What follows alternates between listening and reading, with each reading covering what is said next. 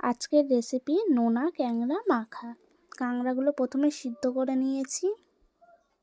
দেখো সিদ্ধ করে লাল হয়ে গেছে কীরকম। সেদ্ধ করে নিয়ে এবারে এক একটা করে ডাঁড়াগুলো তুলে রেখে এবারে ভেঙে নেব ওগুলো। খুব গরম, ওই জন্য গরম লাগছিল।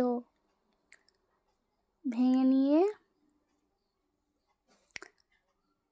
ভাঙতে পারছিলাম না খুব গরম বলে, তারপরে ভেঙে নিলাম। আর কড়াতে একটু তেল, শুকনো লঙ্কা, পেঁয়াজ দিয়ে নেড়ে নিয়ে কাঁকড়াগুলো কড়াতে দিয়ে আর ভেঙে নিচ্ছিলাম।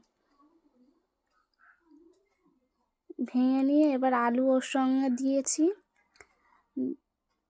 আলু দিয়ে এবারে সব একসঙ্গে মেখে নিয়েছি। খেতে দারুণ হয়, তোমরা একবার টেস্ট করে দেখুন, খুব সুন্দর খেতে হয়। দেখো কি সুন্দর হয়েছে।